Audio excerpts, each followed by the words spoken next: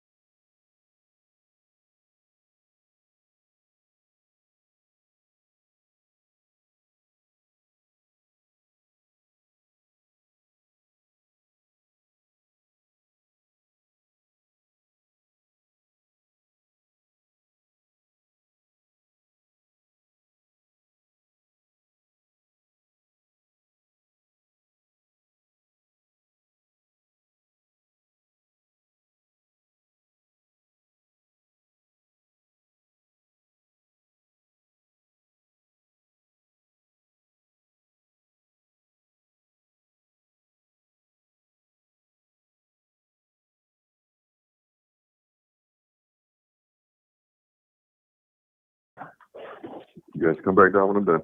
All right. All right. Now, yeah, we're on the air right now. Let me go ahead and kick this off. You ready? Yeah. All right.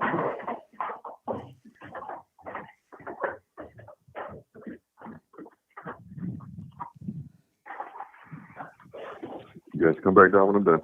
All right. Now, yeah, we're on the air right now. Let me go ahead and kick this off. You ready? Hold on a second. Yeah. I got some feedback coming in.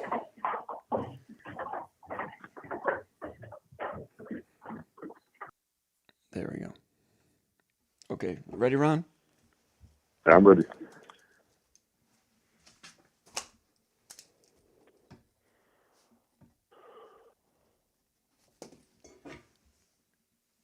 All right. It is Thursday afternoon, East Lansing, Michigan. My name is Jim Comparoni, SpartanMag.com publisher. Come on in, gather around. Go talk some Michigan State football.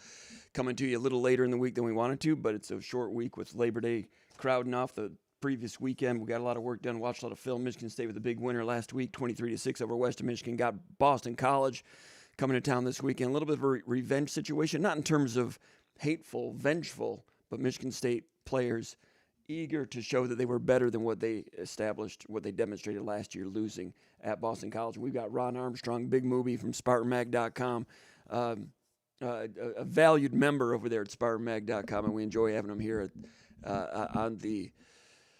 on Spartan Mag Live, and we got him here today. Ron, you doing all right? How you doing, man? You doing all right? Man, doing great. But glad to be back with you talking some ball here. You know, the talking season's over, and we actually got some pads popping, so it's good to be back on. Yeah, and we had one Spartan Mag Live a week and a half or so ago, and I know that you are real close with a lot of information that was that goes on in terms of football and those type of things. Didn't really want to have you on before the season started because that might have, I didn't want you to think about, well, what did I see? And, now that we've had games on TV that everybody has seen, then we can get Ron Big Movie Armstrong, former Michigan State football player, card-carrying member, Spartan Dog, and an astute observer of Michigan State sports, a close observer, and we enjoy having him on the show. Michigan State looked good in that running game in the first half.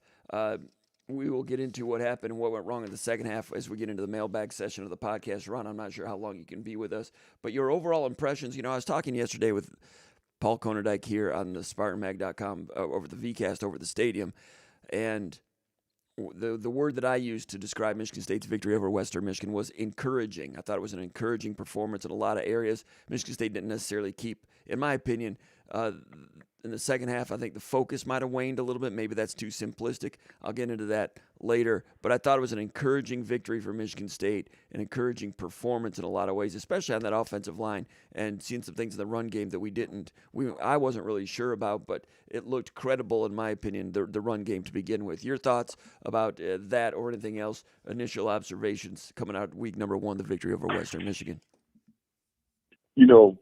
It's kind of funny that, what a difference a week makes. Last week, this time, I was just kind of in a cranky mood, and I hate playing against the directional teams and whatnot, just because I don't think you don't get a lot of benefit in terms of credit for beating them, and sometimes you can lose to them, and then, so I just don't like playing them. But that aside, I went into the game there were some things I wanted to see, and I wanted to see a clean operation. I wanted to see us run the football, and I wanted to see us get out of that game healthy.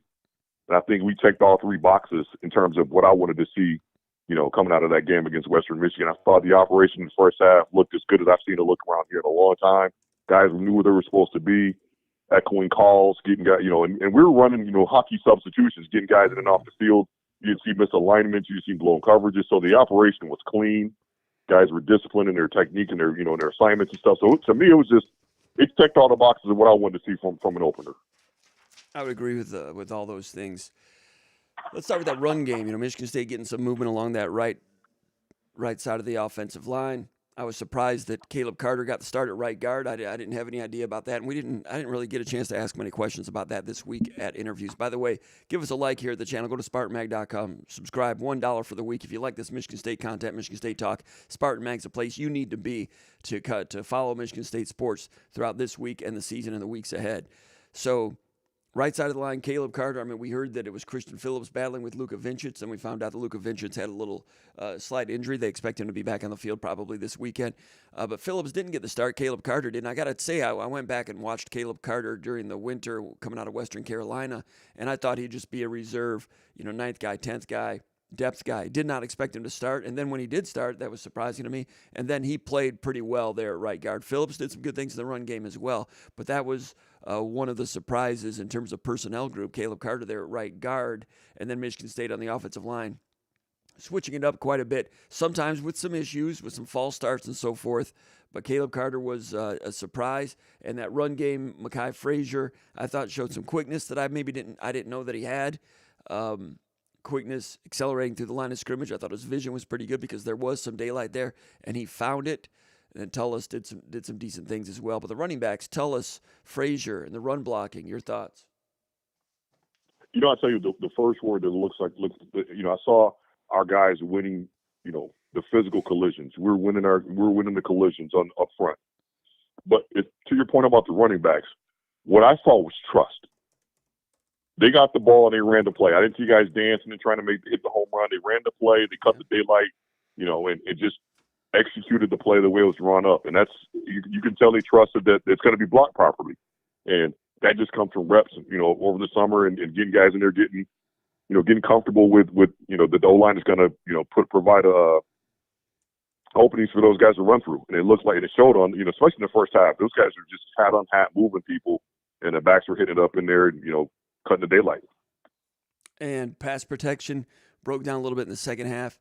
Number 11, Tucker for Western Michigan, got in there and made some moves to the outside, counter moves to the inside. I talked to Stanton Ramil about it a little bit this week.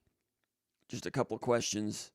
And I can't remember if it was Ramil. It might have been tight ends coach, Wozniak. But Western Michigan, I expected Western to be better. I'm not sure they're an upper division MAC team this year. But number 11 was good, and he gave Michigan State a look in pass protection. Not only Stanton Ramil, but Connor Moore when Moore moved over to the left tackle.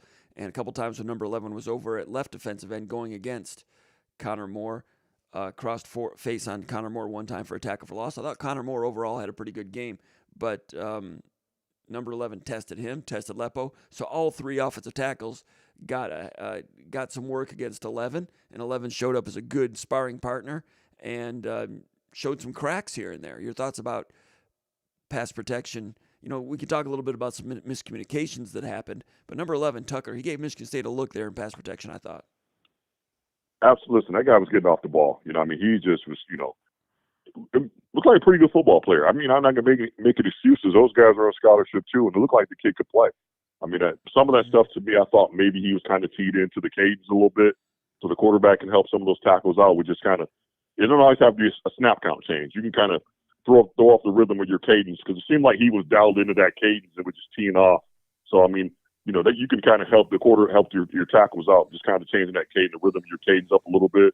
But all in all, that kid just made plays. And sometimes you got to tip your hat to the other guy. And again, some of that came when we were shuffling the deck a little bit.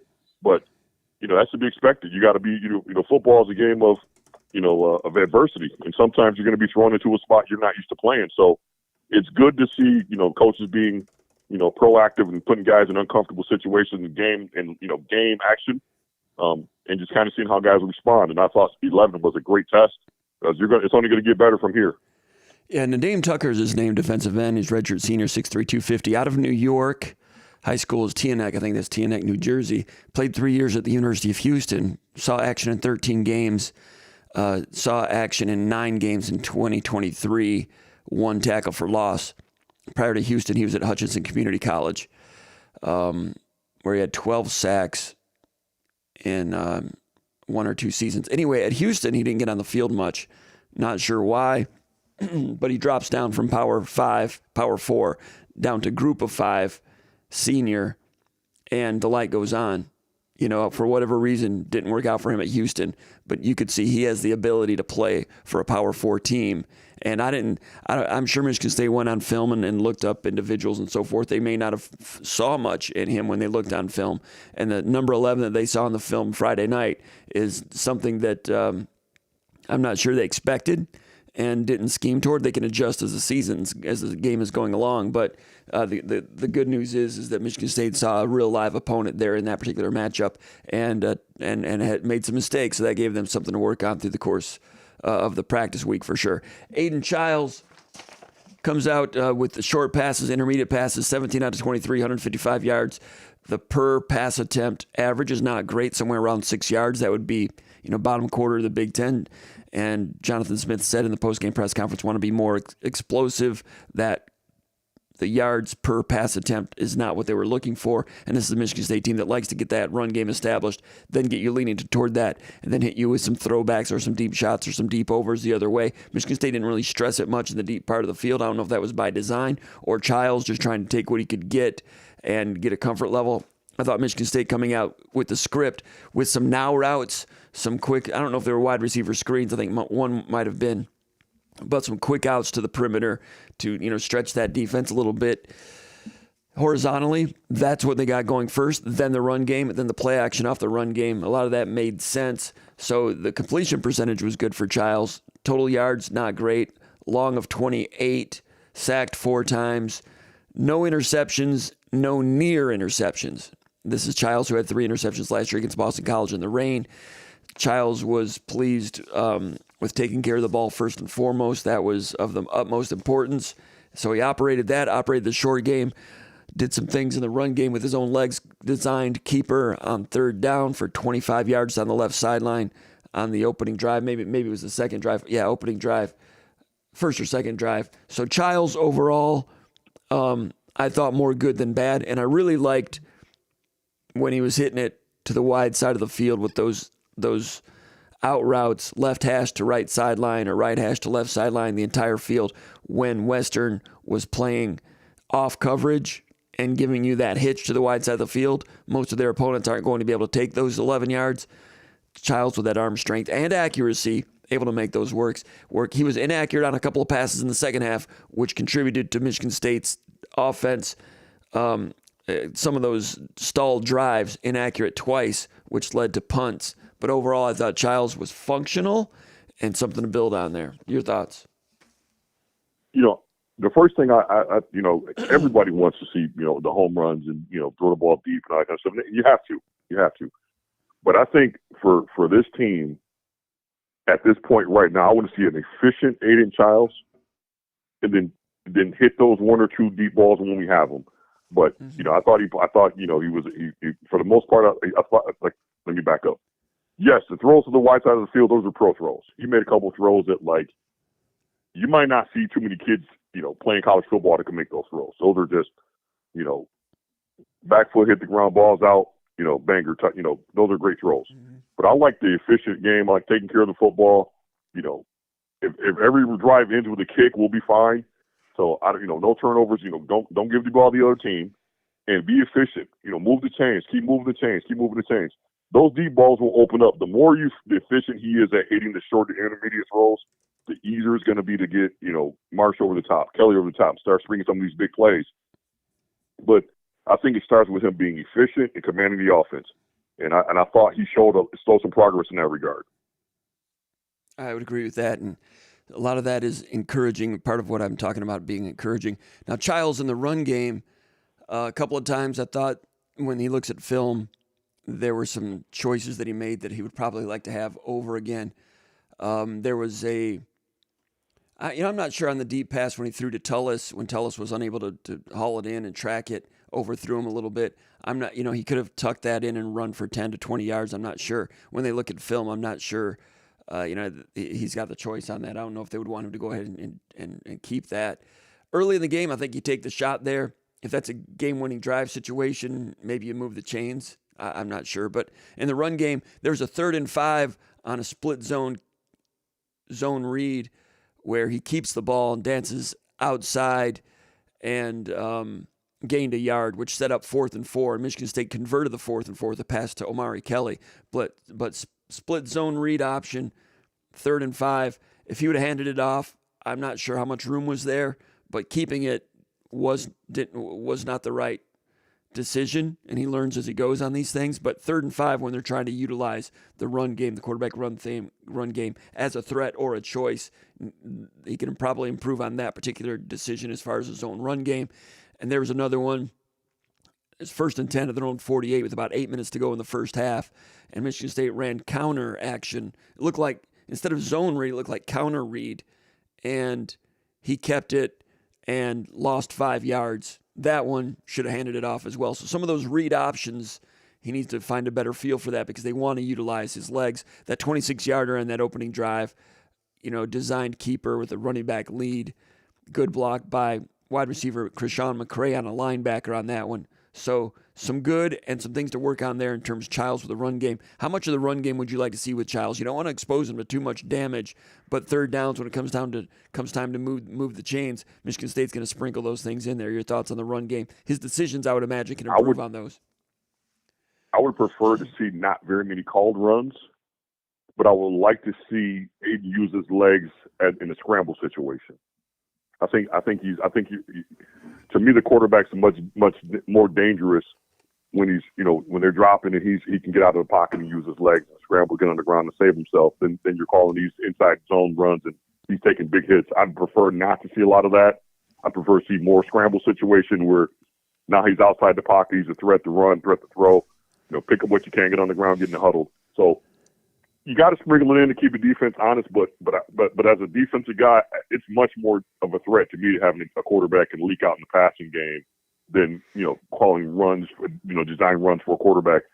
Because unless you're Braxton Miller, a few other guys that come along, but the running back's going to be a better ball carrier. So to me, it's always more of a threat to get a ball to the running back and have a quarterback running the ball in the run game. So I get it, you get a +1, you're keeping the defense honest. But for me, the bigger threat is seeing a mobile quarterback get out of the pocket and leak out and use his legs that way. So to answer your question, I prefer to see Aiden use his mobility to escape sacks and get out of the pocket and pick up yards that way. On the deep shot, first drive to Tullis, and Tullis was just leaking out in the scramble rules. He was not initially part of the primary concept, pass concept or pattern, as they used to say back in the 70s and 80s. But he leaks out here in the scramble. The defense turns him loose. Childs is looking to run, sees him, kind of overthrows him. Tullis maybe would probably look at that film and wish that he would have turned and tracked that one a little bit better, but he was overthrown. There was that one. There was another scramble, I think, when they threw deep, I think maybe to McCray, overthrew him when he was open. Your thoughts on those two deep shots that were kind of scramble situations, if I remember correctly, and Childs not quite being able to hook up on those two, but for this offense to really become full gear of what it can be, and an offense capable of helping a team win at Nebraska, at Minnesota, win at home against Michigan, some of those games that are going to be the difference between going 5-7 and potentially 8-4, those broken plays when a defense does turn someone loose, Childs has to be able to connect with those. And we're 13 games into his career at Michigan State, and those still have a little bit too much adrenaline on them, I would think. Yeah, you just got to hit those throws. You got guys wide open behind the defense. You just got to. Some of those throws, I think he tries to be too perfect and fit the ball in there. Some of them you got to put it on the guy and make him responsible for making the catch. And I think there's a balance there that he needs to reach in terms of which ones he needs to put a little bit of air on them, and once he needs to drive. And then, again, it's because a young quarterback, man. How many start 14? Start 13. 13 starts. Start 13. It'll come together. Like some of this stuff, man. We're like speeding these guys along in their development. Yeah, we need them to hit those throws, but again, he's still an infant in his development stage, so they'll come. But again, it's just that finding that sweet spot between driving the football and putting a little bit of air on it. And I think guys with big arms, they like to show them off. You know what I mean? Sure. And sometimes, I would not know. I wouldn't know. You could tell he's trying, because even on the touchdown he threw to Marsh, I thought he put a little bit too much loft on that, but he was trying not to just rip a throw that he didn't need to. So he kind of let that one go a little bit too much of a water balloon. But you can see he's trying to develop that touch where okay, I could put a little bit of touch on this one and still get it there. It'll come. I think you can see. To me, he looked like a different quarterback than last year. He looked like a confident quarterback. You saw him get a little bit loose with his mechanics, and I saw him do a little hand signal, and he was kind of talking about his balance. Did you see that? When he was inaccurate on one of his passes? Yeah, he was doing a little hand signal with his balance. I'm like, that's the guy that's aware, like I was off on that one. Like that's my, you know what I mean? So the improvement is going to come. The kid's working hard. You can see the game starting to slow down for him a little bit, and it's just a matter of getting those live game reps. All right, I think the deep one was to Omari Kelly. could have went for 75 yards, and his numbers would have looked a lot different if he'd have connected on that one. I agree we are splitting hairs, trying to speed up the process, but you can see the ceiling with him and this team, that if he can, hone in on his run game aspect here and there, and some of those design keepers, which need to be limited, and making a defense pay when they turn someone loose, this offense, as it climbs toward its ceiling of potential, makes Michigan State more dangerous in some of these games. I said before the season that I thought Michigan State was going to become a team that's difficult to beat on Saturdays. Not saying they're going to go 12-0, but to come out and beat Michigan State, you're going to have a harder time than Rutgers had last year, a harder time than Indiana had last year. And through one game against a mediocre MAC opponent, I feel more strongly about that. And the run game, I think, is going to be credible, and Michigan State's ability to stop the run, which is going to be key this weekend against Boston College. Boston College did not run the ball well against a bad Fordham team. Did a lot of damage to the air, like 450 yards throwing. They have a couple good quarterbacks, good receivers. Fordham's pass defense was just slow. I mean, people were open all day, but their top two running backs for Boston College only averaged about 2.9, 3.0 per carry against a very questionable defense. So Boston College is working on that. They want to come in and establish the run. They outrushed Michigan State last year, something like 157 to 127. I don't think that's going to happen this weekend. I think Michigan State stops the run, makes them one-dimensional. Then we'll see what Michigan State brings with their pressures, which there was a wide variety of pressures against Western Michigan. There's going to be more of them. Michigan State does not have that one dynamic pass rusher. Can they do it by committee? That's going to be interesting to watch, because I think Michigan State and the ground defense is going to stop the run, and I think they're going to do that against most opponents. They're not going to stop the run against Penn State, but I think they'll be hard to run against when they play Michigan, Minnesota, a team that likes to do damage on the run, Iowa, a team that likes to do damage on the run. I think run defense is going to be good this weekend and through the course of the season. Your thoughts, are you more encouraged about Michigan State long-term this year? You mentioned you were a little bit grouchy last week going into the game, just because a MAC team is visiting and the risk-reward is not great. But you feel a little bit better about Michigan State's chances of becoming that team that is hard to beat every single weekend, which is, in my opinion, the first step toward getting to 6-6, 7-5, 8-4. You're talking about something that like how I look at football teams, and I saw something, and really what it comes down to is this: how many guys do you have on your team that can help you win games? Most teams, if you're going to be your first 22 and you start kind of getting into your backups, there's some drop off. I like how many guys we can play right now, especially in that defense, and there's not a significant drop-off. You're just shoveling bodies, and they're coming in. Even if it's their job is going to be coming to do these 7 plays, they're going to be their plays, but it's not going to be drop-off. So I think that the more that, that depth that, we played a lot of guys, they're shuffling in bodies on that defense. Because there's some hockey substitutions on that defense. Mm-hmm. And that's just going to pay off. Like, you got D tackles getting, 35 snaps. They can go hard all 35 snaps. You got D ends getting 35 snaps. They can rush, they can get after it. So that the amount of bodies we can throw, number one, that's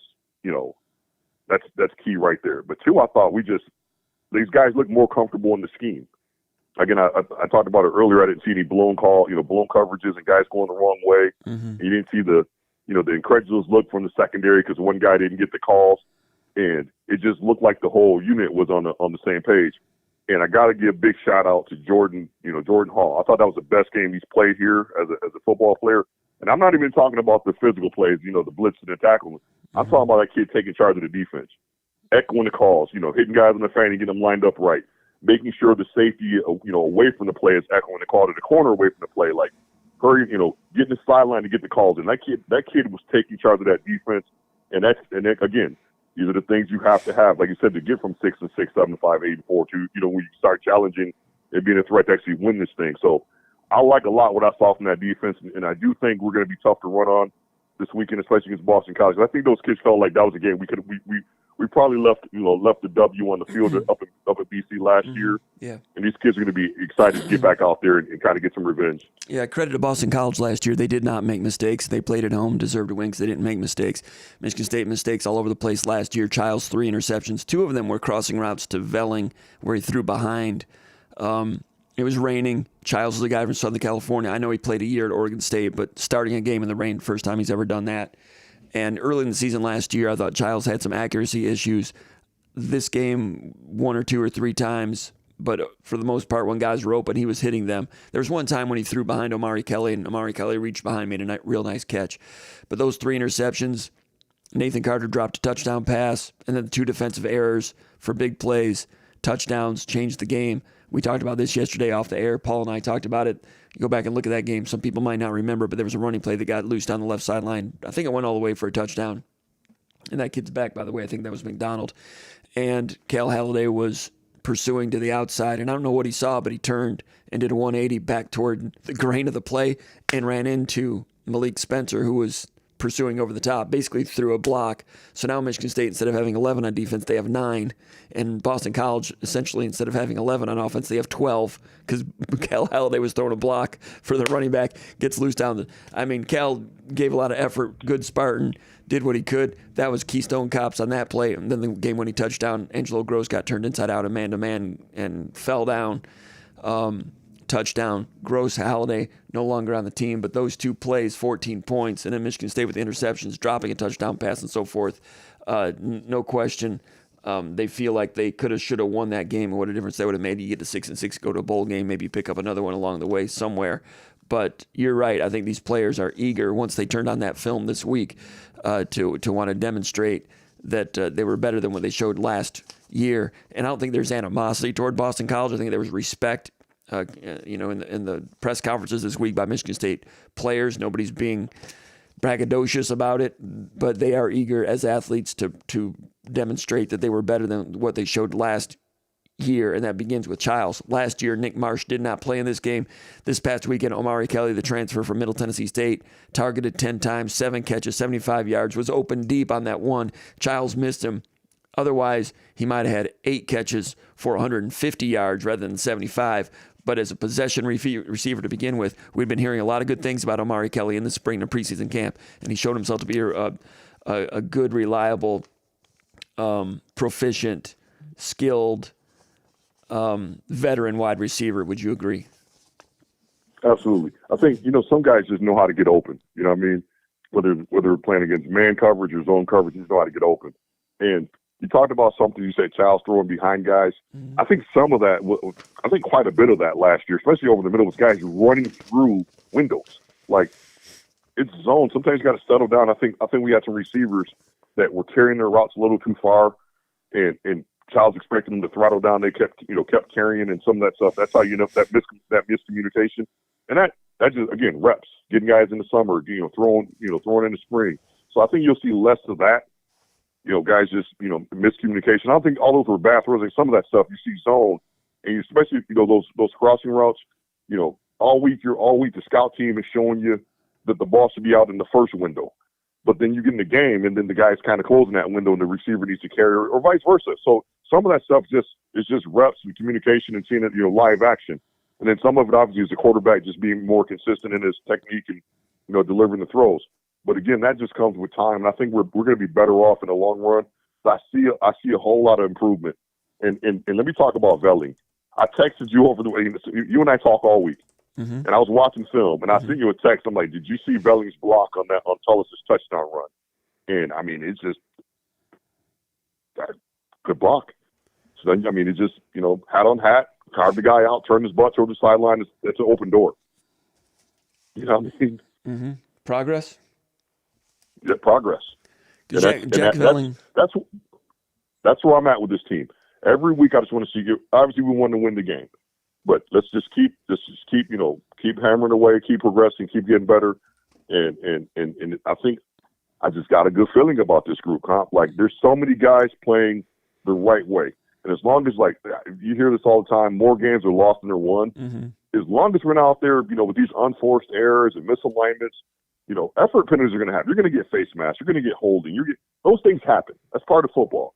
But being misaligned and not knowing, and taking delayed games, all these things pre-snap, like, those kill you. And if you're struggling offense, first and 15, that's a punt most of the time. Mm-hmm. The struggling offense. Mm-hmm. So we got to stay ahead of the chains, be efficient, clean up, be clean on our side, and then force the other team to be the team that's making the mistakes. Because the more we play a clean game, and those guys make any mistakes, those mistakes will become more costly. Mm-hmm. So if they got 2 turnovers and we got 2 turnovers, it kind of, they wash. But we got to be clean on our side and just, stay in the game and put game pressure on other teams so, they'll start making mistakes and we can capitalize off those. Velling showing some progress there with that block. Didn't deplete anybody, but just turned, sealed, found his guy, made a read, found his landmark, and Tullis with vision. I think Frazier and Tullis ran with good vision in this game. But Velling, Brian Wozniak, Michigan State's tight end coach, spoke with him earlier this week, and they're trying to get Velling back up to speed because he missed a lot of the summer and missed more than 3/4 of preseason camp. And Wozniak said that, quote, I can't remember the exact quote, so I shouldn't quote him, but in the spring, he basically said Velling was blocking his rear end off in the spring. Mm-hmm. So Wozniak saw progress in the spring blocking. Velling is a mindful guy, knows he needed to get better at blocking, apparently did improve in that. Was not 100% as a blocker in this game, but that play on that touchdown, finishing that drive, Velling made it happen. They didn't have Velling in the passing game as much as, Smith said maybe they wanted to. I think they targeted him once on a 3rd and 2 on one of those little quick screen now routes. Kind of made a guy miss to move the chains. Smith said Velling would have liked to have been targeted more, but Velling's not going to say that.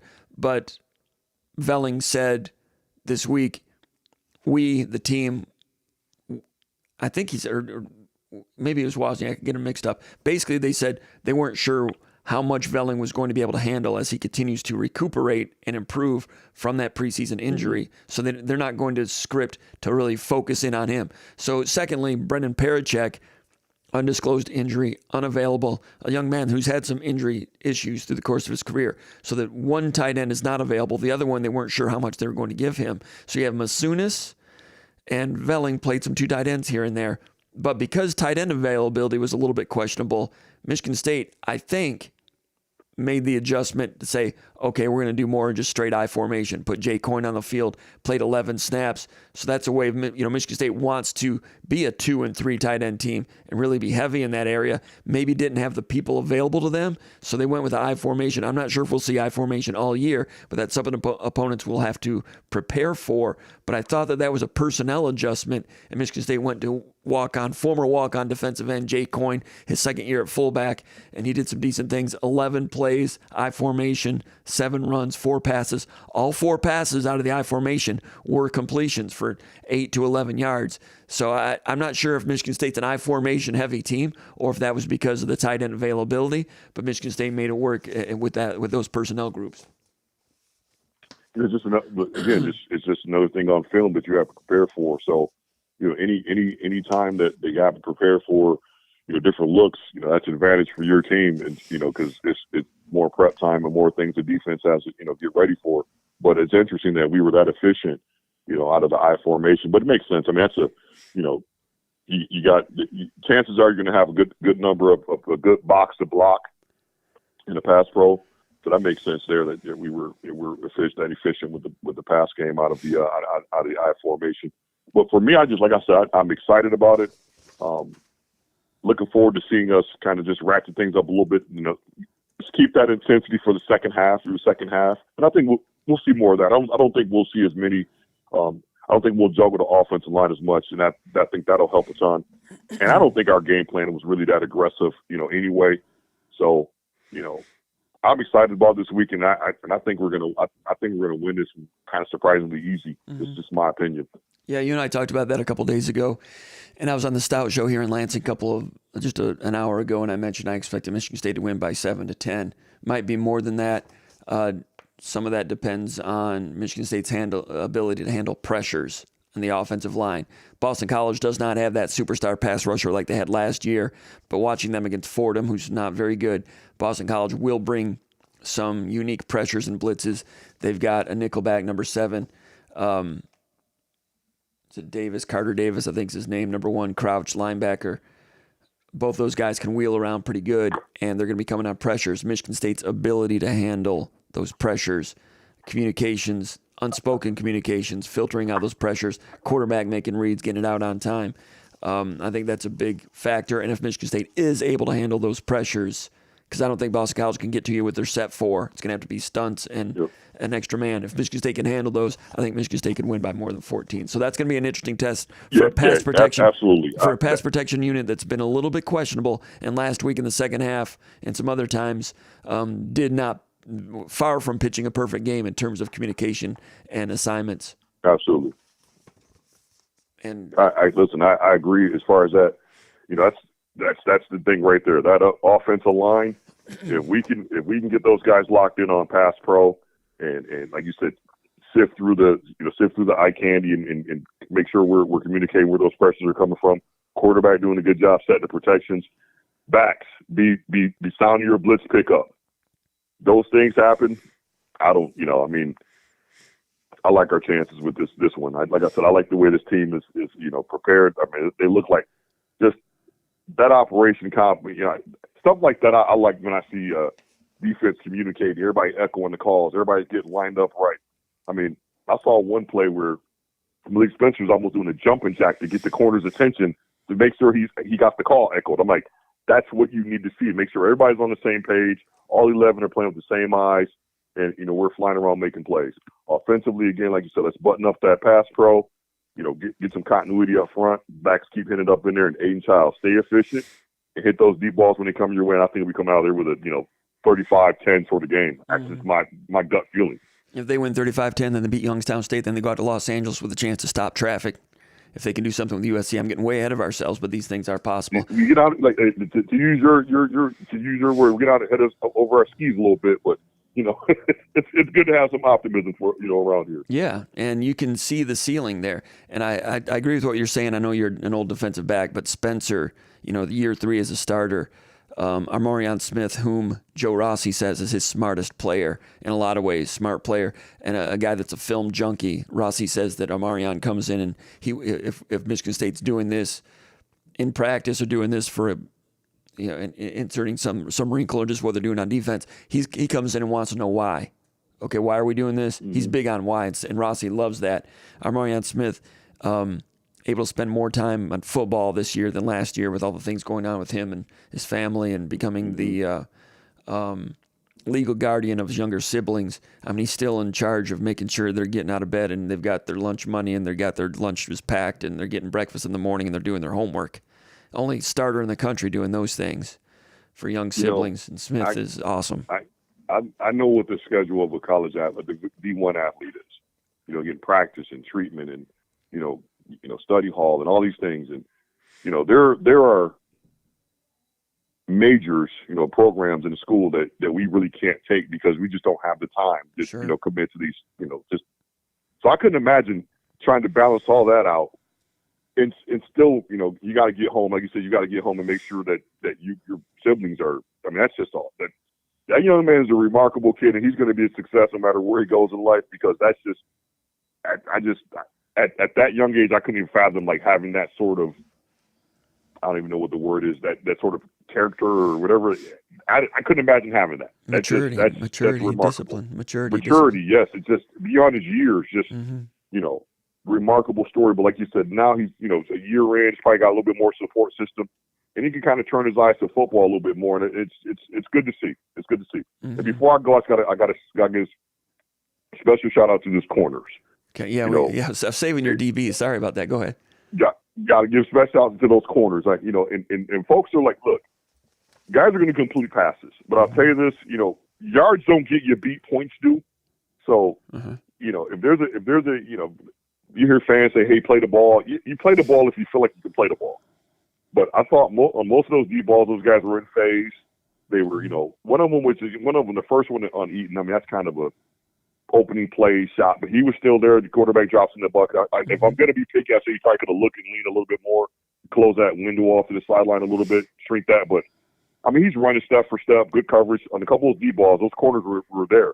You got pass breakup from Rucker. You got freshman Aiden West in there running step for step on the deep ball. So those corners were covering those deep balls, man. I like to see that. That's the next step is to make a play on them.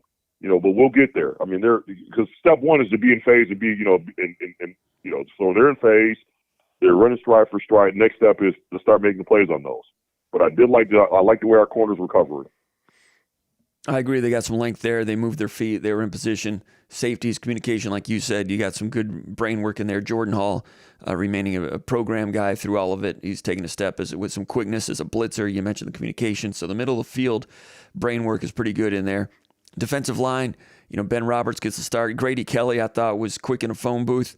Van Sumeren, I thought, was disengaging, albeit against a MAC team. Disengaging, even with even more strength. And Quindarius Dunnigan looks like a new player. Last year put on some weight coming into the Big Ten, might have slowed him down. Now, he's strong if he's playing heavy to a 90-10 or two gapping. But then when he wants to go one gap and he's got the shoulder quickness to cross your face, they got that tackle for loss the one time when he goes inside, and Ade Willie came outside in a scrape replace, and they're both real quick. Dunnigan looks like a new player. Not surprised he won that starting job. 27 snaps. Jalen Thompson, his backup, 30 snaps. So those guys are going to be a good tag team over there at down defensive end. At edge defensive end, Isaac Smith gets a start. Cam Williams comes in. Santiago came in, made a good play on fourth down. Anello Lafayette came in. Had a sack. Alicio Moa came in, made some plays. By committee there at the edge position, not sure any of them is an individual standout just yet. Maybe would have liked to have seen something a little more loud out of Isaac Smith, but he'll get another shot this weekend. But I think that's going to be a continued competition in terms of who starts there. Not a position of strength, but still an interesting competition there. Your thoughts on defensive front seven? Look, I'll just say this. This staff hit on those transfers, man. Like, they all showed up and did what we expected them to do as far as, this is what your talent is. We're going to put you in and we're going to ask you to do what you do. And I saw every guy you named, that they brought out of the portal kind of did what we expected them, to do. And it's good to see. I think that D-line, like I said, you want to see some guys step forward and take charge as pass rushers, but again, we got enough bodies and we can do it by committee, man. The stats all add up. I don't really care how it comes as long as we just keep flying around, applying pressure and getting guys on the ground. I thought the tackling, that's another thing. That tackling. I thought I didn't see a ton of missed tackles. It was a lot of guys went down on first contact. I get we're playing against a MAC team, but MAC guys can make you miss tackles too. And if you're a bad tackling team, it doesn't matter who you're playing. Mm-hmm. So I thought the tackling was really, we tackled, really well in space. I saw guys hustling to the football.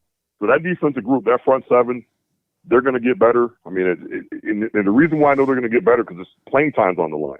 Mm-hmm. There's so many guys that can play, and that means practice reps count. Everything counts, and that's how you get better. So I think that group's just going to keep getting, stay healthy, and I think we're going to see that group progress. All right, Ron, I appreciate your time. We'll let you go now. I'll talk to you later. You enjoy the weekend.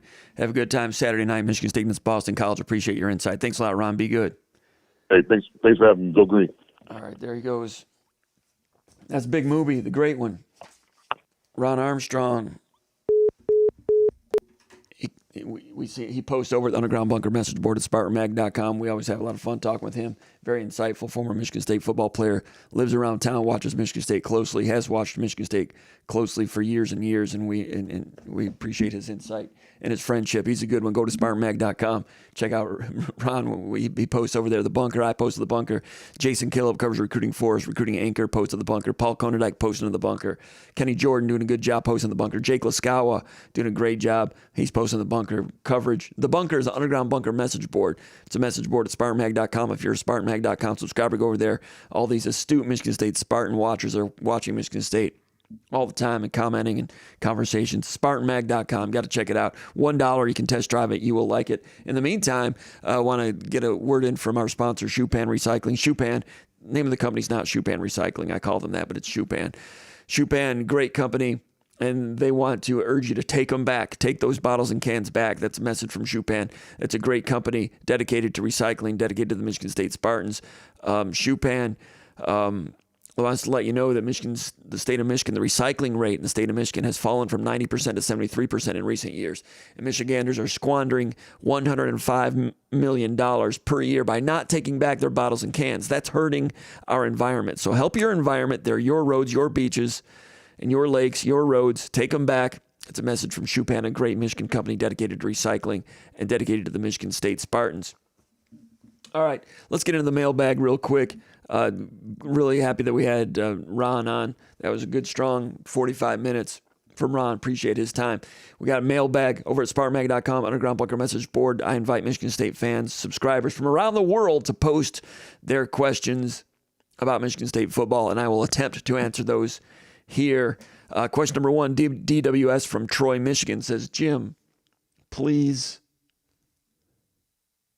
tell me that Nadine Tucker is a lock for the NFL, and I don't need to panic about the left side of the offensive line too much. Tucker was the pass rusher for Western Michigan, certainly had a great game, and he gave Michigan State a good look.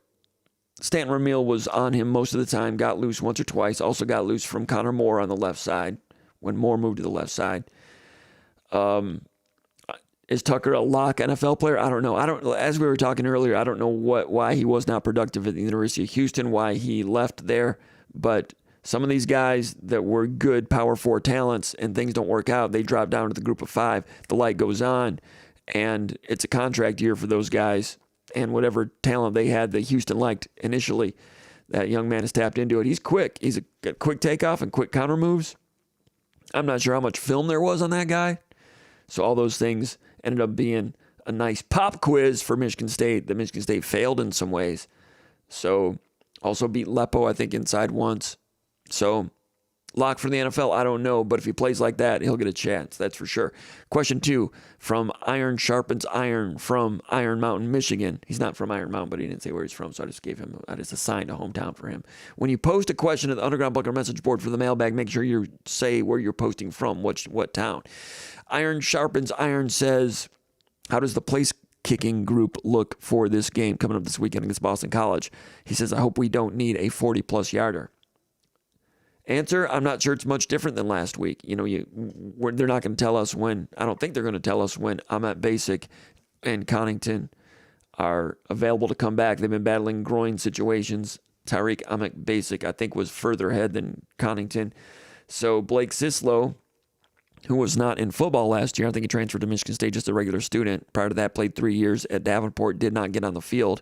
And he was the place kicker coming into the game, coming into the season. I was like, oh, crap, that's a red flag. That's not good. But they say that his make rate was similar to Jonathan Kim last year in preseason camp. Looked pretty good in warm-up. I think they're confident in Sislow. I don't know if he's the long-term kicker, but anything inside of 40, I think it's going to be Sislow. We'll see what it looks like. Ryan Eckley, the punter, got a shot at 46 yards at the end of the half, missed it. He spoke with media yesterday. He really wanted to hit that one. He knows that he can, but he's a big-time punter, one of the best in the country. Kid from Florida, came up north, and things are going well for him as a punter. He's working on his kicking. He did it in high school. He has to manage that. He can't spend all day kicking because he's also doing kickoffs and he's doing punting. So you have to give that leg and that groin a rest sometimes. But kicking game in general, I don't think it's much different than last week until further notice. Question 3, NJ from Northville, Michigan says, can you give your full thoughts on the Western game and what you thought the difference between the first half and the second half was? Also, watching the post-game and player interviews, it seems the players legitimately feel good about how they played, like they are a lot more confident in what they do. Even Child seems more positive and less down on himself. Good comment. I would agree with those things. The Western game, another person asked a question. I'll get to that in a moment. Question from 84 Spartan from Lake Fenton, Michigan says, what offensive concepts do you think we will see in the Boston College game that Michigan State held back in the Western Michigan game? Was Michigan State's stagnant second half caused in part because Michigan State did not want to show too much creativity in the Western Michigan game? Those two questions are similar about what went wrong in that game.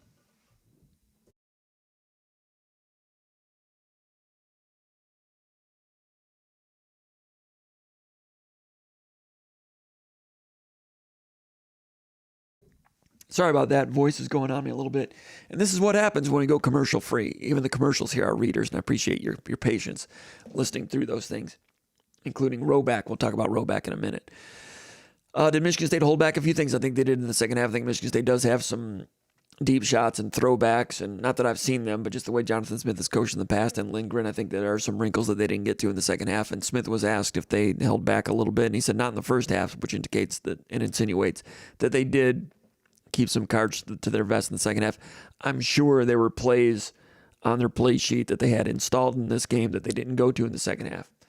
Didn't feel they needed to, but by the same token, I don't think they expected to just finished with 21 offensive points. I think they figured they could generate points without going to those. Didn't turn out that way. So what happened against Western in the second half? Why were they stagnant? Those are the two questions. All right, breaking it down, Michigan State had the ball 5 times in the second half. Looking at drive stoppers, what happened? There were some false starts. There was a couple of inaccurate passes, 2 by Childs. There was a dropped pass. A couple of tackles for loss. We'll get into those in a minute. 5 drives. This is what went wrong. These are the drive stoppers. First drive, there's a tackle for loss. First play of the second half, tackle for loss with Tullis. Lost a yard. Connor Moore kind of let number 11 slip off of him. Got into the backfield, tackle for loss. And on that one, also, Michigan State came out I formation first play of the second half, twin receivers to the left. And that did not draw the entire secondary over there. The corner stayed over here, showing zone, and probably a blitz automatic. Is a run play this way, lead. Actually, is a run play this way toward that corner who was kind of by himself. And the fullback takes kind of the D gap. It's not a fullback lead inside. Anyway, the corner blitz automatic. He was not over there with the twin safeties. They just put a safety over there with twin receivers that went corner and safety. Corner blitz automatic and came in untouched. So I don't know if there's a shell game situation, rock, paper, scissors. Michigan State goes rock and they go paper. Sometimes that happens in football. Anyway, tackle for loss. Ends up 2nd and 11. And Aiden Childs has Kelly open, misses him, inaccurate. So inaccurate pass. And like Moobie said earlier, he kind of pointed himself on balance. To me, that's a focus thing. Now, do we expect Childs to be perfect every single time? Something I'm unable to do in any walk of life, but we're expecting him to do that because we love football and we're rooting for him. You are. I say we, just talking in general about the observers of Michigan State football, but that's what observers are expecting. Can better focus. Was he properly focused? I assume he was, but there were some focus issues by and large with the team. Maybe that's too simplistic, but there were some things that stopped these drives that I think are correctable that were not physical problems. And as D'Antonio used to say, is it structural? Is it a talent situation? What did he used to say? Structural, which is like rock, paper, scissors. They just had the right play for the situation. Physical, as in physical limitations, or a mental error. Are these mental things? I don't know. So 2nd and 11, inaccurate. Before that, rock, paper, scissors, that drive stalls. Second drive, 3rd down and 2, false start. 3rd and 2, Michigan State tried to get into a hurry-up mode. Now, that is something that they showed that was new that they didn't have in the first half. So the theory that Michigan State held things back, not applicable here because Michigan State went hurry-up on 3rd and 2, ended up messing up themselves, not the opponent. 3 linemen moved. Goldman didn't snap it. They called it on Velling, but they could have called it on 3. Different guys could have called it on the center. Maybe he was the guy that made the mistake. I'm not sure. But on a 3rd and 2, Michigan State tried to go hurry-up offense, ended up screwing themselves up. Now it's 3rd and 7, run a quarterback draw, get stopped for a gain of 1. So drive stopper. And the second one was a 3rd and 2 false start. Third drive, 3rd and 8, Childs throws an out route to Evan Boyd. Real good pass, and it goes off his mask. I'm still not sure how that happens. Evan Boyd, East Lansing, good talent, good player, is going to be a good player at Michigan State. Could have had his first reception as a Spartan right there. Went through his hands, not sure why. He didn't do it on purpose. He's not trying to drop the ball, but he'll be fine in the future. But on that one, kills a drive. That was 3rd and 8. Now, why was it 3rd and 8? On 2nd and 6, loss of 2, end around with Rodney Bullard, a guy with a lot of speed. They're trying to get into the mix. That's an end around. So again, that's not vanilla. That's something on their play sheet early in the second half that they wanted to get to. It's not a conservative play. It loses 2 yards. So this drive, the 2nd and 3rd drive, there were some things that they did that were kind of off script, that were a little bit different, but didn't work. On that one, Western had a safety in the box, kind of outnumbered the point of attack, and outnumbered, Michigan State's down blocking on one side, and they just had more numbers. No one was really physically beaten on that play. I call that one another rock, paper, scissors situation where, you shoot paper and they shoot scissors and it doesn't match up. Now, how often are these situations in which Childs might be able to get out of a bad play? I don't know. Those are things it's hard for us to measure, and those are things, for instance, Connor Cook was really good at. So that probably is an area that can improve as well. So that's the 3rd drive out of 5. 4th drive, I give credit to Western Michigan's defense on the fourth drive. They just made a couple plays. 2nd down and 5, tackle for loss. Tucker, number 11, beat Connor Moore inside on an inside zone to the right. He was slanting to the offense's left. So it's zone blocking this way. He's slanting that way. So he crossed Moore's face. It's hard for Moore to zone block this way and react to that guy with that quickness. Got inside of Moore, and then he had the strength to continue to beat Moore to the running back. Loses 2 on 2nd and 5. Then it's 3rd and 7, 3rd and 6.5. Coverage sack. They come with 6 rushers. Michigan State has 6 blocking. Nobody gets beat, but it's a coverage sack on a blitz, which is kind of rare. They're coming with a blitz and still no one's open. And he had time initially, and then Childs didn't vacate to run, looks downfield. I don't think it's a mistake for Childs. Takes a sack. You never want to take a sack, but no one on the offensive line was getting beaten necessarily. It's a blitz. It's a coverage sack. So credit to Western Michigan defense on the 4th drive. 5th drive, Michigan State's driving. Childs on a 3rd and 12 due to a false start, but they survived a false start here. And also an inaccurate pass on 2nd and 12 by Childs. Now it's 3rd and 12, and I think that was the one where he hits a nice pass to Kelly on a 21-yard dig. He was flushed, so he drops back, and I'm not sure if he got pressure or just kind of flushes on his own. Omari Kelly, 21 yards dig. Might have been Childs' best play of the game. 21 yards coming out of their own territory. So they keep that drive going. Then a couple plays later, 28 yards to Krishan McCray on an over route. Nice ball, nice route, nice process, nice read. And then after all the run game success, counter boot, Masunis makes a guy miss, breaks a tackle, gains 13 yards. So on this drive, Childs, 21 yards to Kelly, 28 yards to McCray, 13 yards to Masunis. Good play calls, good execution. Moving. What's the drive killer? Get down there 2nd and 8, 12-yard line. False start. I think it was Christian Phillips. The official says who the false start's on, and his microphone fails. We don't know for sure, but it looked like it was Christian Phillips. 2nd and 8 becomes 2nd and 13. That's when you get sack fumble.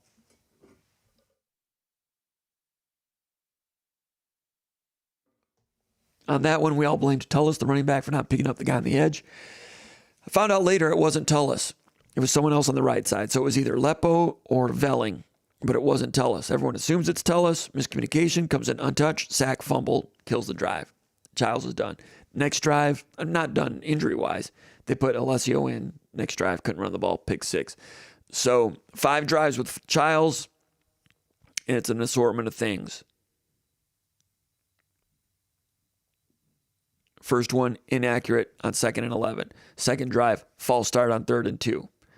Third drive, off of Evan Boyd's mask. Fourth drive, credit to Western Michigan's defense. Fifth drive, overcame a false start, but then miscommunication on a sack. So that's what it was. Correctable? Yes. But when you play better opponents, there's going to be physical problems that you better be able to deal with. These weren't physical problems, although number 11 did test them in some ways and beat them in some ways. But breaking it down, that's what it was. Some commonality in there with some false starts, inaccurate pass, drop pass, focus. That's what I think. Miscommunication on the blitz, on the blitz pickup, focus. That's what I'm going to chart it up to. Did that to be better focus-wise in the second half? Yes. Against Boston College, is that going to be needed? Yes. Question 4, Matthew from Ravenna, Michigan. Jim, can you dive deeper into defensive coverages? I thought Rossi did an excellent job of keeping Western Michigan's off balance. Can some of this translate to the Power 4 level? Yeah, I think Michigan State is becoming more and more varied and voluminous on defense, and I think they've got the brain work to handle it. I think they've got the brain work because of Spencer, and they say Nakai Martinez, a very cerebral player too. Amarian Smith for sure. So Amarian, we'll see. He'll get tested speed-wise against Boston College. Jordan Hall, cerebral player, so that on the interior is good, and that gives you more volume that these guys can handle, more so than last year when they were in the first year of the program. Bill O'Brien, the coach for Boston College, had a really interesting quote in his press conference this week when he said that Michigan State does things on defense on third down differently every single week. He says you can look at film and you look at what they do on third down on defense, but on Saturday you're going to get something different. So that's a nod to the varied nature of Michigan State's defense, which is going to become more and more that way as they get it established. They're going 30 deep on offense, at least 25 deep on defense. And I thought Michigan State played quick, played fast. I thought Malik Spencer played fast. Jordan Hall played fast. Dunnigan played fast. Corners have some range. We'll see when they play against better wide receivers whether they can move their feet on better receivers, which they will see this weekend. As far as the pressures and the coverages, Michigan State brought pressure or blitzes 45% of the time. 45% blitzes. That's a lot of blitzing. So they were not vanilla by any means on defense. 45% blitzes, and didn't see anyone really getting turned loose with, screwing yourself up on those. Western Michigan against blitzes was 6 of 12 for 78 yards. When Michigan State did not blitz, Western was 5 of 13, worse, with 1 interception and a sack as part of a 3-man rush when they weren't blitzed. All right, as far as coverages go, I just look at the first few drives, and Michigan State did a wide array of things early on. So if you're Western Michigan and you get on the sideline, you're looking at your tab, you're like, okay, they did this, they did this, they did this. You're trying to make adjustments. Michigan State ran a wide variety of things at the beginning of the game. First 3 drives, all kinds of things. And I'd have to go back and watch it again. I'm not sure Michigan State showed the same defense two straight plays. They were changing it up all the time. There's different ways you can do it. Like, you remember, I mentioned this in the VCast yesterday. There were times when Lloyd Carr's defenses at Michigan, like they played Bowling Green, and they'd sit back in a 4-spoke shell quarters the entire game. And you're like, man, they're just off coverage. That defense doesn't look that good. Then the next week they play Notre Dame or somebody, and they're up in press man-to-man, completely different defense. Michigan State, could they have done that in this game? No. You got to win the game, go full bore. They did it. Also, they worked on it.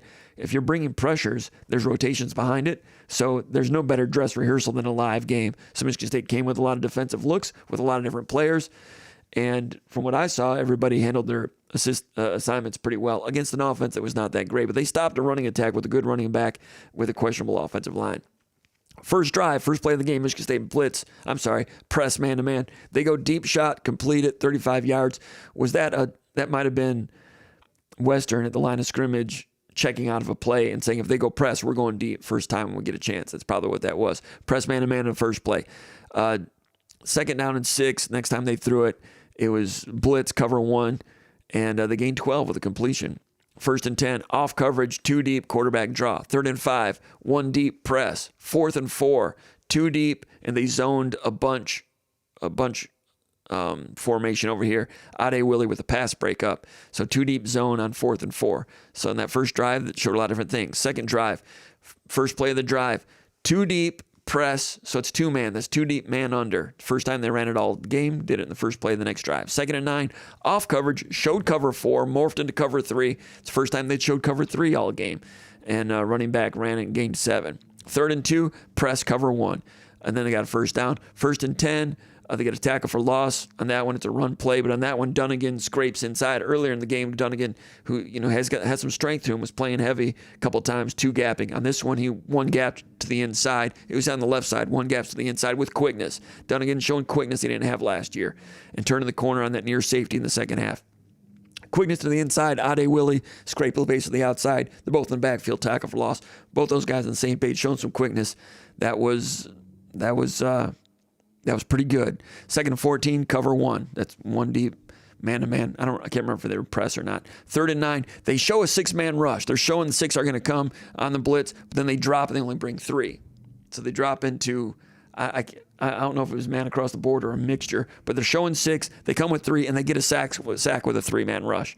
And Alenu Lafale, the transfer redshirt freshman from Wisconsin, forced a fumble on that one. So you're talking, 2 drives, and they've shown an array of coverages. I'm not going to go through the whole game, but they're changing it. Different people playing with quickness, not screwing themselves up. The only time I really saw them maybe screw themselves up was on the 4th and 12. Remember the 4th and 12, they complete a pass, but it's short of the first down. And Santiago drops into coverage and runs over there and makes a tackle. On that one, they kind of turned a receiver loose. Quarterback might have been a tad late finding him. Ade Willie was in the area. Maybe there might have been a coverage mistake there. And then Ade Willie missed a tackle, which they didn't miss many tackles the entire game. That might have been the only one. So it might be the only play of the game where they he dropped maybe 2 deep. Maybe they wanted to do it that way. I don't know, because they didn't need 12 yards, which is a lot to get on 4th down. But I don't know for sure they turned a guy loose. I'm not sure there was an error there. It looked like one, and then there was a missed tackle. They didn't make many mental errors all night. They didn't miss many tackles all night. Very few, maybe only one. They did both of those on that one play on fourth down. That's not great. But Santiago dropping into coverage as a rush end, goes over there, makes a tackle, gets him on the ground, gets off the field. Question 5, Simatika from DeWitt, Michigan says, is this a must-win game for Jonathan Smith? A loss would deflate the fan base, he says, especially if it involves a stagnant offensive performance, new athletic director in place, etc. I'm ever the optimist, and I know there are bigger games left, but this seems bigger than normal. I don't have a long answer for that, but I'll get to that in a second.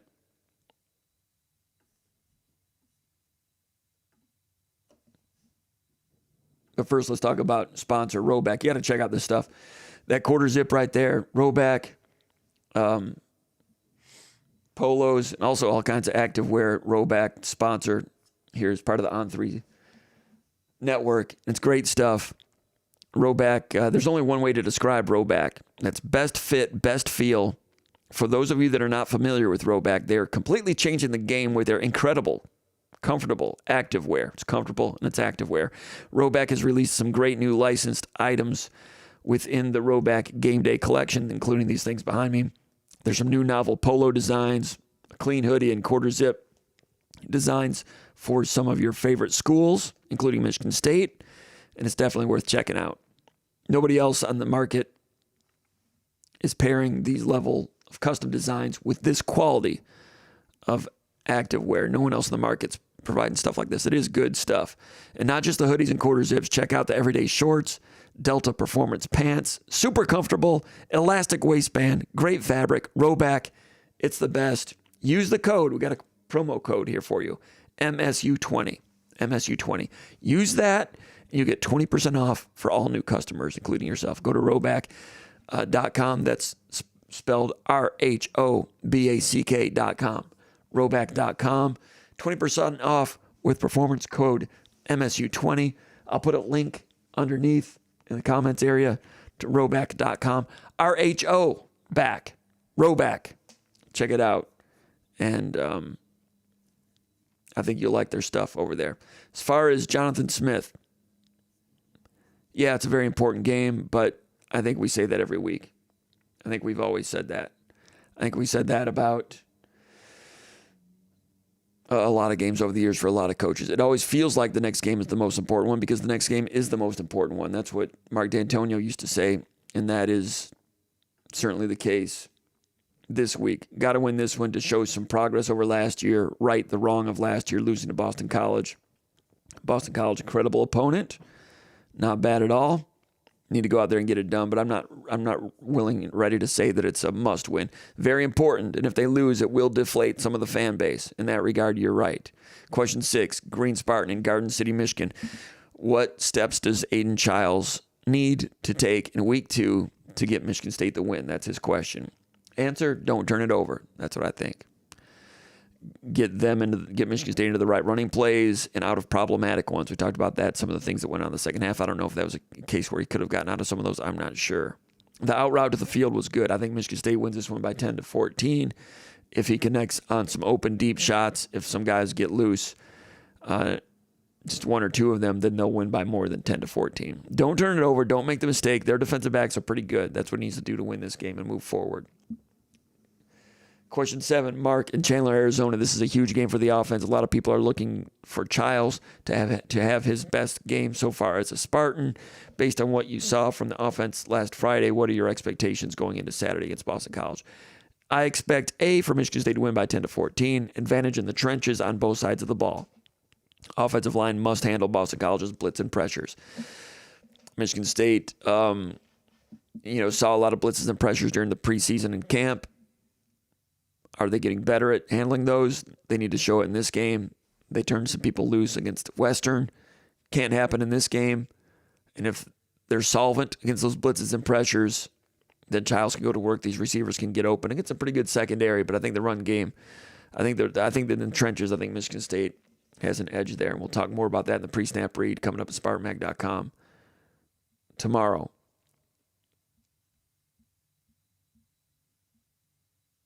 Question 8, Adam in Grand Rapids says, what are your honest thoughts on whether Michigan State coaches closed the playbook in the second half? Did Jonathan Smith know they could win without their best plays in the second half and close it off? Or is this an excuse half glass full fans are making? Adam says. Adam also says, do the show live, so we're doing it live. Last week we taped it and posted it afterwards. I think it's a combination. I think, I mentioned earlier that there were some plays like the end around that was not vanilla early in the second half. What was the other one I just mentioned? Oh, when they went hurry up on 3rd and 2 and messed themselves up. So it's not like those are gadget plays or anything, but those are concepts they didn't show in the first half that they brought at the end of the game. But as they got into the fourth quarter, I think Michigan State did go closer to the vest. I'm sure they had more wrinkles that they didn't use. I suspect that's the case, and Smith kind of insinuated that was the case.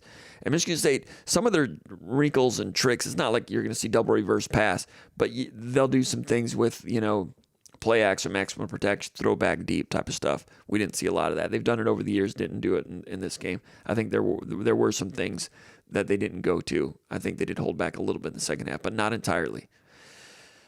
But the main thing in the second half, you have to execute without false starts. Pass protection assignments, those got to be sharper. You have to be accurate with, a couple of inaccurate passes. You get in close games, whether it's at Indiana, at Iowa, at Minnesota, against Michigan. You get into some of these close games later in the season, maybe this weekend. You can't afford 2 inaccurate passes and a dropped pass in the second half. That'll get you beat. Didn't get you beat in this game, just got you off the field, but those things need to tighten up. Question 9, Freeland Spartan from Freeland, Michigan. He says, feels like this is going to be a heavy Child's mailbag, which is expected. He says, he just kind of prefaces his question by saying that. My question, he had a few times in the game where he escaped the pocket, and he had a lot of grass to run, but opted to pass. Do you know if this is how he's being coached, or if he needs to use his legs as a running threat more often? Great question. Didn't really get a chance to ask questions about that. I mean, we did... Smith at his press conference on Monday didn't come up. I'm sure there's, a lot of that. I really don't know. But I'm sure some of those, they'll say, Aiden Childs, it's 3rd and 6. You're out here, just go ahead and run, take the first down yardage. The one where he threw deep, it was 1st and 10, so he took a 1st and 10 deep shot, missed tallest on the left sideline. There's another scramble when he had Kelly deep, could have been a 75-yarder, missed him. I'm not sure if that's one where he could have kept it for more yards. There was a zone read keeper where I think a lot of people thought that if he'd have turned it upfield, might have gotten the first down or something closer to the first down. Instead, he danced around and ended up getting only 1 or maybe no gain. Some of those design keeper zone reads, we talked about that earlier in the show today, can be better with decisions there, and he's going to continue to work on that as he gets more experience. His legs are a weapon, and the decision-making part of that needs to become better and better. Question 10, Spartan Fan 81 from Orange County, California. Also, Spartan Fan 81 is a key contributor over at Underground Bunker Message Board. $1, subscribe SpartanMag.com for a week. Check it out. You'll love it. Spartan Fan 81 says, name your best starting 5 offensive linemen after week 1. Your best starting 5 offensive line after week 1. I think he means who would I start in the second week. I'm not sure. It depends on if Vintage is healthy. Was he ahead of Carter? I'm not sure. I thought Carter played well at right guard. I was surprised he was out there, and he played better than I expected out of him. So that's a bigger plus in the offensive line than I expected. Even more depth than I expected. Stanton Ramil, he's your left tackle. There was the 1 sack. We talked about this in the VCast yesterday and after the game. 1 sack where 11, Tucker... got a pretty good takeoff on him, and Ramil had him. And I think was in the process of controlling him back behind Childs, but instead of stepping up, Childs stepped back. And no, that wasn't him. That was Connor Moore. The one that Ramil gave up for a sack, he had Tucker, and Brocious at left guard didn't have anyone to block, so you look for work. You find number 11, and he went over and gave him a chuck, ended up chucking him off of Ramil. Turned the corner, gets a sack. And 11, to his credit, took that inertia and still had the balance and ankle flexibility, hip flexibility to turn the corner and stay on track to the quarterback. A lesser man would have just been knocked off balance and been a non-factor. But Tucker, quick takeoff, balance, made it happen. And Tucker, by the way, if he's got another year of eligibility, I could see Michigan State going after him at the portal next year. Sorry, Western Michigan, but I could see that happening. I asked Stanton Ramil about that during interviews on Tuesday, and Stan just smiled and said, SHIT happens. He didn't spell it out. He said it. So the sack goes on him on the Pro Football Focus grades, but in their room, I don't think it was him. So Brocious, I think the correction is, Gavin, when you've got to find work, read the situation. It's a pass rush. Try not to help a guy that way. But he's playing hard. He put a contact on the guy. I don't know how they coach that differently. That was a fluke, basically. But I think Ramil's fine. Brocious, I didn't really notice him in this game, negatively or positively. That play right there, not necessarily negative. Run game was pretty good. Gulbin at center, good. Caleb Carter at right guard, good. Connor Moore, good enough. Good and sometimes quick. Left tackle looked a little rusty in pass protection on the left side. Christian Phillips comes in. He's moving people and run blocking, but he had a couple false starts. Vincich and Phillips were neck and neck battling for right guard. Vincich is hurt, and Caleb Carter wins the job somehow. So if they think Brocious needs some more competition on the left side, does Vincich go over there? Does Phillips go over there? I'm not sure. It's going to be interesting as Vincich comes back into the playing group where he fits in at and where he looks. Because I think last year, I thought he was better than Phillips and Brocious last year. We saw Phillips for one game, saw Brocious for 3.5, saw Vincich as a spot starter at Oregon State. I thought Vincich was better than both. So I think that's a good competitive situation. I thought Caleb Carter would have been behind all three of those guys. He starts and he was pretty good. But I think same starting five. If there's a change, maybe at left guard. I'm not saying Brocious was bad at all. But if some of those other guys are even better, I think that might be. I thought Carter played well enough to hold on to that job. It's competitive. Got to get the communication down.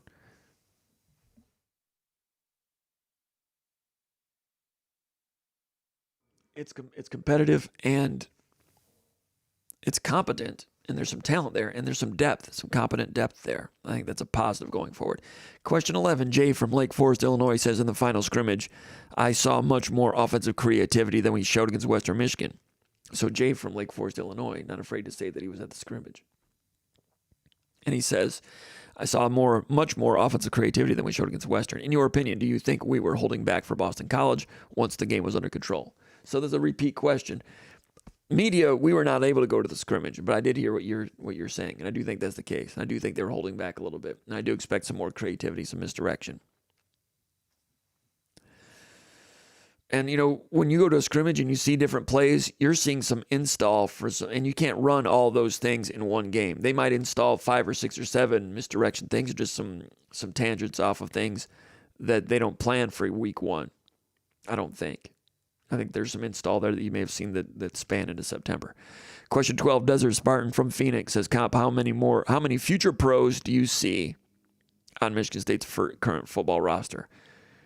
Tough question, and it's too early. Week one. The last time we saw these guys play in November, and then there's 41 new players. So this game, I went over it a few times because it's the first time I've seen Nelu Lafayette.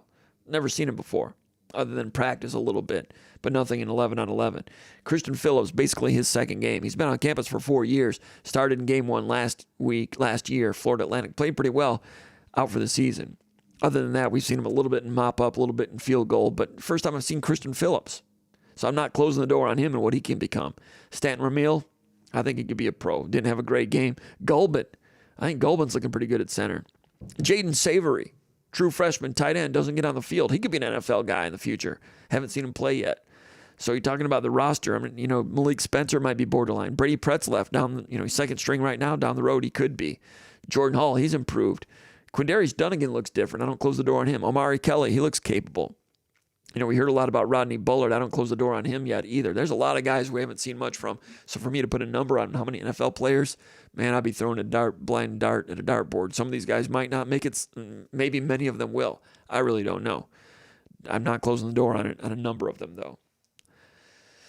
Not closing the door on Ben Roberts. Van Sumeren needs to continue to come along. Ade Willie all of a sudden looked pretty good. The corners, I don't know. Bell, I didn't think Bell was very good at UConn. He wins the starting job and looks all right. Josh Eaton had a good spring. Does he have all the juice? I'm not sure. Aiden West, good chance. He's second string right now. All right, Oak Park Spartan from Pasto, Colombia says, why do coaches always speak in sentence fragments? D'Antonio did it and so does Smith. Is it them or the editing of the comments? I guess when he talks about editing of the comments, he's talking about the quotes that we run. But, Jonathan Smith, he does leave out the subject when talking, like whoever's doing the action a lot of times, instead of saying, I think we played well, but on third down we needed better protection, he'll just say, played well, third down, protection. He doesn't have the subject and the verb in there, so sometimes we're scrambling to fill in blanks, but just the way he talks. Scotty Hazelton, former defensive coordinator, never finished a sentence. That was a challenge. Izzo has improved in that area, but speaking in complete sentences is not what they're paid to do, so I got some patience with that. Doug from Osceola, Indiana via Dowagiac says, Jim, after week 1, by the way, it's Dowagiac, it's not Dowagiac. Dowagiac. Says, Jim, after week 1, what question did you have leading into the season that you feel was answered most confidently, and what do you still feel is a question mark to be determined? That's a good question. How about Doug? Doug bringing a nice question.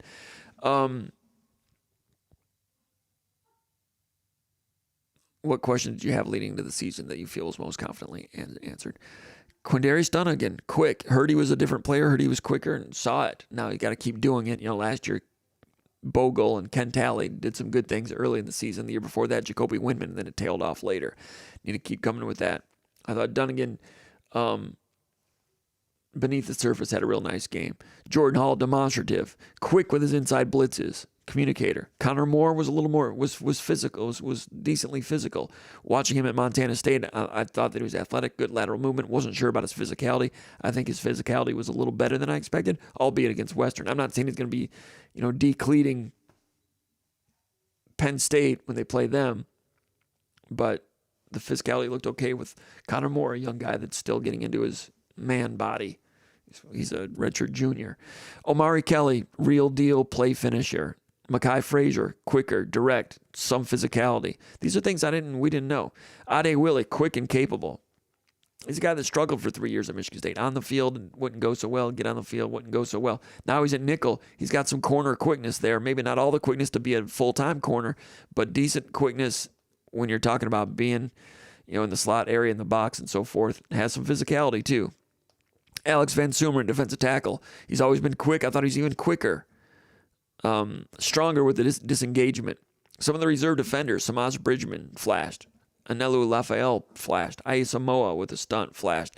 Chance Rucker and Aiden West come off the bench at corner. They look pretty good.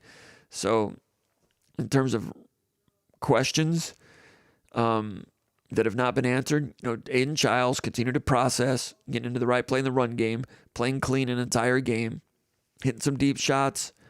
The inaccuracy things, it's not as scattershot as it used to be, but if he can continue to fine-tune that into where his accuracy becomes almost every time, which is impossible to be accurate every single time, but if he closes in on more of that, the deep shots, and the two inaccurate passes, which contributed to drive stops in the second half, those are areas that I'm not sure he's going to get to, but that's an unanswered question, and if he could, dangerous.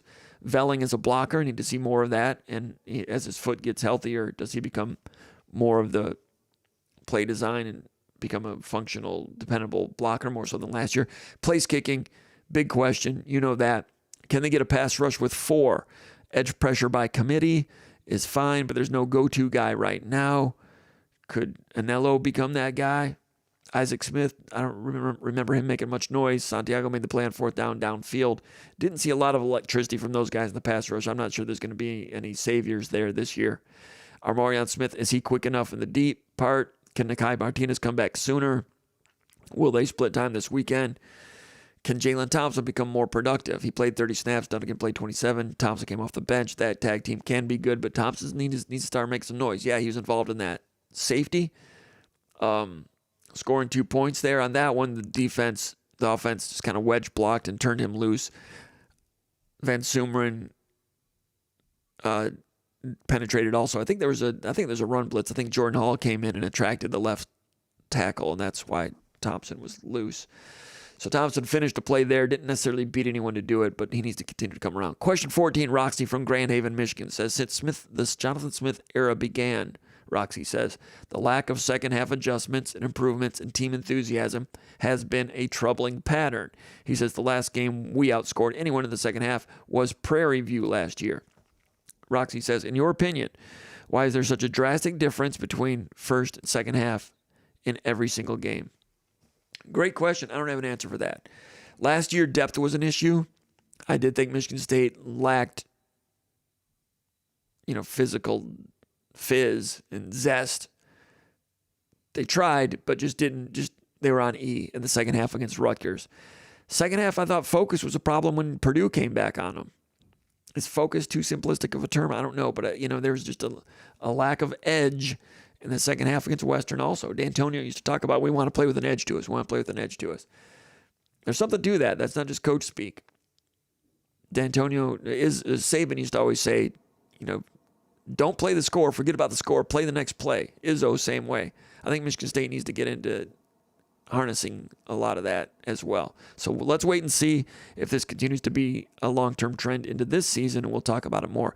Question 15, Green Doc from East Lansing says, how can Michigan State get Krishan McCray and Rodney Bullard, the two slot receivers, more involved in the offense? We heard so much about their big play potential, but very little touches or targets against Western Michigan. All right, Bullard played 23 snaps, McCray 36 snaps. Michigan State likes to do two tight ends, and if two tight ends are on the field, then a slot's not going to be on the field. Michigan State played some I formation. When they do that, there's no slot receiver on the field. Otherwise, you're going to have 12 on the field. So if it's two tight ends or I formation, there's no slots. So that's 20 of your 70 plays right there. Targets, Childs, 23 pass attempts. Omari Kelly, 10 targets. I'm comfortable with that. Nick Marsh, 5 targets. Probably needs more, right? So do you take 2 away from Kelly to give him 8 and give Marsh 3 more to give him 8? Now you're talking 16. There's only 15 pass attempts for those guys. So I think Marsh needs more. And Smith kind of indicated that. I think Marsh believes that too.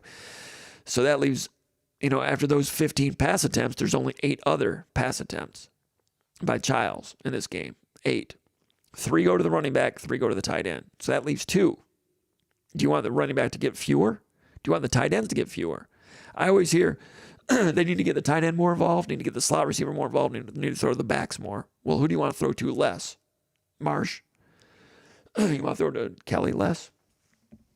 You'd love to throw 55 passes and get everybody 8 targets, but McCray ended up getting targeted twice, Masunas twice, Tullis once, Velling once, Frazier once, Alante Brown once, Evan Boyd once, Rodney Bullard 0. So you're right.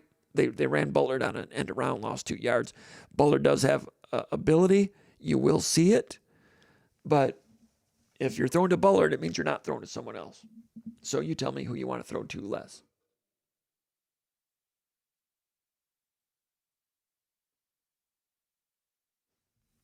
Might have to shut this one down. My voice is leaving me. Question 16, MAC from Kalamazoo says, on the incomplete pass that hit Boyd in the face mask, I came away impressed with the arm strength to make that throw from the far hash. It seems like an area that defenses will concede, dare the quarterback to make that throw. Do you see that as something Michigan State will come back to, or is throwing that far across the field too dangerous? Yeah, I think Michigan State will come back to it if a team gives them that. Now you have to be concerned that someone might bait you into that, but that's up to Childs to see it and adjust as it's unfolding. But yeah, negatives for the defense, if you're up there pressing everybody, you may give more of a chance for a deep shot. You might be weaker against the run. So the threat of being able to connect on the hitch from sideline to sideline, even on the left hash out there, I think it might not stress a defense in terms of a big play, but it might make you a little weaker against the run theoretically, and maybe open you up more to a deep shot because the safety, if you have to go over there and help, if you have to shade a safety way over there to the to the wide side of the field, that's taking that safety out of the box for the run play. Yeah, the voice, it's early in the day. My voice always sucks worse earlier in the day. So I think we've got to shut it down. I had 4 more questions here, but I'm not going to be able to get to them because the voice is done. So appreciate all the questions that were posted, and we're going to have to bring the tarp on the field and call this one off the rest of the way. But I appreciate the questions and the support over at SpartanMag.com. $1, become a subscriber. We got more work to do, more content coming. Go check out SpartanMag.com. Just look at the content that we've been posting covering Michigan State football, covering your Michigan State Spartans. So, and we appreciate those of you that subscribe to SpartanMag.com. If you've not subscribed, and you're thinking about it, now's the time. We'd love to have your support. Go to SpartanMag.com. Become a magger. Get on the message board. Ask questions over there. We're always talking about Michigan State sports. Sorry we don't have time to get through the comments section for other questions, but we'll be getting to that in the weeks ahead. Michigan State 1-0, taking on Boston College Saturday. We'll see you over there. Thanks to the maggers that say hello to me, walking to the stadium and tailgates and so forth. Always great to see you. Everybody have a great Thursday and safe travels coming to East Lansing for a big Saturday night game. Take care, everybody. We'll see you.